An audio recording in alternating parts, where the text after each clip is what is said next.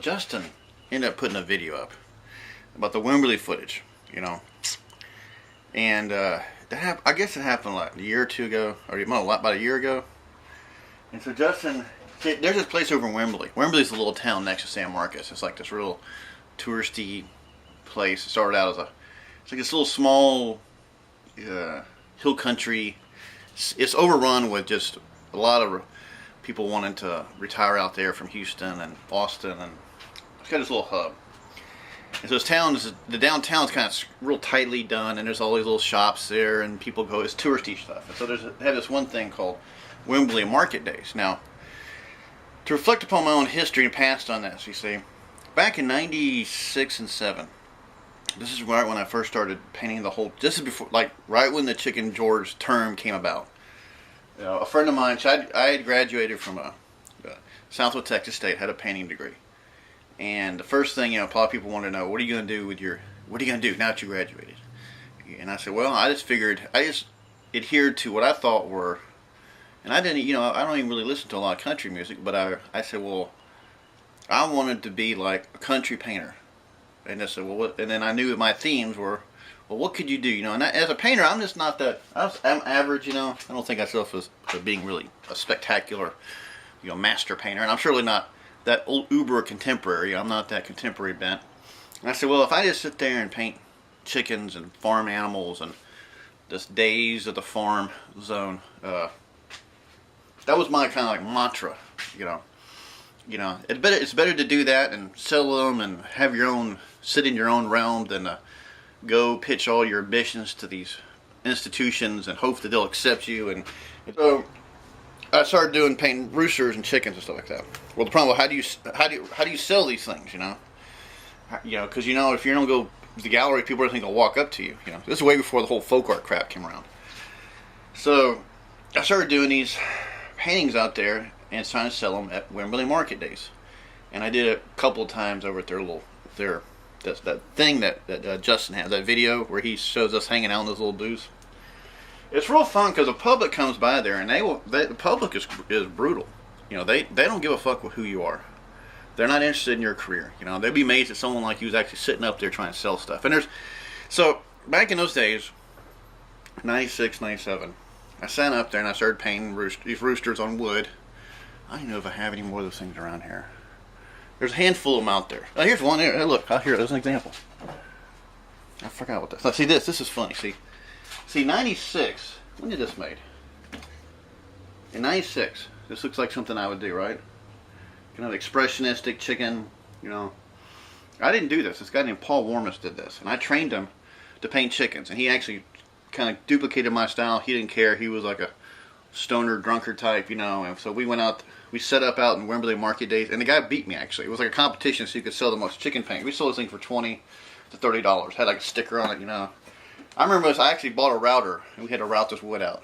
And it was tough, ripping wood here in this shed. But it was fun just sitting there sitting in front of the public and doing this stuff, and selling it. And we made enough money to we basically went to the bars and got hamburgers, That's about how much it was worth, But at least we did it, and so I kept on trying to do it more and more. I figured, well, let's just see if I hardly sold jack shit, And then also to deal with the anxiety of you're like going there in front of the public and selling your work and them thinking, are you taking this too seriously? This is really your goddamn career? You're some dude out here trying to sell rooster paintings, for. So then I started one of my friends coined, oh, that's Chicken George, a buddy of mine.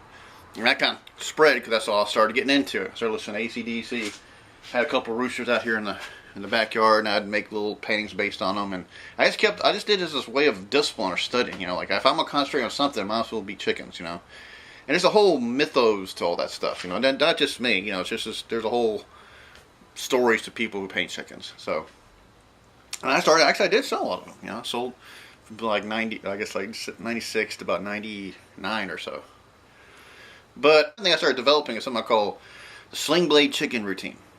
And I'd get out there, and you just can't help because if you're going to be out there sitting in front of a booth, you might as well go ahead and just play the part of a dumbass folk painter trying to take it. So to me, my version of what I think is funny is taking this stuff real seriously. But you're taking it seriously, so you might as well go and act like, if you're taking it seriously, it's okay to act like you take it. It's like, extremism or something. And so then I would get into my little routines, and every person that would come in, you kind of knew how they kind of viewed you. You could see it. And you kind of get in there and you joke around with them and stuff, and I would say things, you know, and had all these techniques, and one of them was that if they could see that drool, if you could have a little bit of drool here, and your mouth is always open, that's always a key thing there. If you keep that mouth open, you know, and you have like a dead look to yourself, you know, I'm telling you, you make more money because they see you as some, whoa, this guy might be mentally handicapped, or this guy might have some problems, but man, he sure loves these roosters, and they think that you're just gold mine. So I was doing this shit. That basically, before I really understood what the folk outsider shtick was about, I thought it was comedy, and I enjoyed it. It was fun, you know. And then the people really didn't. They kind of knew that out here in Texas, there's so many wackos. You can't tell the difference between a normal person and a wacko. So everyone here is just sort of naturally gregarious and crazy, or you know, whatever. They don't sit there and get into the fraud-like mentality. Like, oh, you're acting crazy. You know, that's just the way everyone is right now. Everyone's kind of dramatic. And so no one really tests that shit, you know. So I thought it was funny, and I just went ahead and some people knew it. They could see through my bullshit within seconds. And so I really got into that stuff. But after a while, when you start doing the same kind of joke, you become the joke. There comes a point where they're laughing with you or against you or something, with they laugh at you. And I got real self-conscious about it. I said, listen, this is too much. And plus the money wasn't paying off. I figured, well, hell, if I'm like a crazy person, at least I get paid good for it. Well, it never really manifested. So I can tell you one thing. When I got in my shed building here, you know, that's why when I had that video, when I saw Justin's video, I realized that he wasn't prepared for that kind of abuse the public, the crafter crowd, you know, that whole zone is like. You know, you have to know that, you know, if you take your stuff seriously, man, Wembley Market Days is nowhere in shape or form to do. You might as well go ahead and be part of the folly and play off the public's interaction with you, you know. And I enjoyed it, but it is a lot of work for a little payoff. And then you ask, as a man and as an adult, you ask yourself, well, what the hell am I doing? Why am I here? It's too much career clarity, to be honest with you. So, but the kind of people that can do that and actually stay in that zone without any kind of, I wouldn't say guilt, or I don't know, but any kind of self-consciousness about it, I find amazing. And I actually enjoy getting around those guys because or guys or girls, they don't care about being taken seriously. And you know, it's a thing there. You know, if you look at Justin's video, he pointed out in his video about me giving me a disclaimer about being a professional. Like, I'm not really about this. You know, I'm trying to divorce myself from the Market Days mentality. And you know, I've gone so far now. I just can't. You know, I think, what's the point of like trying to tell fibs to people? You know, they should know that I'm not some dinky ass country crafter painter. You know, but it'd be fun to pretend like it. You know. Neither is Justin, for that matter. But we actually met some guy who came through there, and he carried on we had a long talk about arts. He had some shop up in Austin. So I told Justin, you don't know who walks through those Market Days. Just like eBay. You may find somebody who just randomly, and they stumble across you, and they go, why in the hell are you so fucking cheap? They just don't get it. And sometimes they take you up, and they actually say, well, I'm going to profit off you. I'm going to take advantage of your being so inexpensive because you don't have the professional, you know, business layout to basically make you worth a lot. You know, that's all it comes down to, really, to be honest with you. And there's always the characters there. They'll swoop in there and they'll, like all this shit on Friday the 13th right now, there's like 3 sets. Mine, Eric, some of Justin's, maybe Scruffy, or even Stratton Possum, definitely Stratton Possum. $13 for fucking paint. I mean, anyone, the quality of work across the board on all of us is enough to say anything under $20 is just ridiculous. You might as well just be giving away. And so if I figure some dealers would easily sweep down there and just buy everything up and just stick it somewhere secretly in some shop or some, you know, who knows, some place. Well, that's beside the that I realized about that I call the sling blade chicken routine. This is back in '96. I didn't even have sheetrock on the walls. I had my table saw sitting there. And I knew, for starters, and this kind of explains this kind of work. I've made 2 paintings that during Friday the 13th I just uploaded. Let me get them real fast. Here. These 2 paintings right there. There's one artist right there. And I made this, he's just some guy on the internet. I ain't gonna mention his name because I don't want no fucking bullying, trolling crap. There's another artist right there. Free hugs. So, what I was realizing is that, doing this for so long, you see all the artists out there, and you realize what they're up to. You know, they're playing these games. You know, these like public presentation games. The only way I can relate this to an experience is when I had my my studio over there. Had my table saw out, sheetrock. Had my bed over there. There's shiner bottles all over the place. And I realized something that some lady would come over. I was probably in my late 20s. She'd be about 50 years old. She'd show up. And I was always, why is this person, okay, maybe they want to buy something, I don't know. But they'd be walking around and they'd be seeing how you live, and they'd be paintings I had all these kind of paintings, those chicken paintings. My studio's a mess, and they realized either he's crazy or he's just a slacker or something, but they didn't care. A lot of the hippie women, they would, if they saw that drool on your lip right there, most women would be repulsed by the studio. Smelly, nasty, just, but there's a whole side of people that like this kind of stuff, Is that by design? I don't know, it's just my behavior. But I knew if they saw that drool and they came over there with a handkerchief and wiped that drool off, they were either gonna give me some cash or provide me some ass. It's one of those two scenarios. And it was a lady death trap over here, So that's why I started realizing when you see stuff like free hugs, and you see these guys out there doing stuff. I said, man, these guys, and the problem is that I could have probably sold so much, but the problem is I just started descending into being more creepier.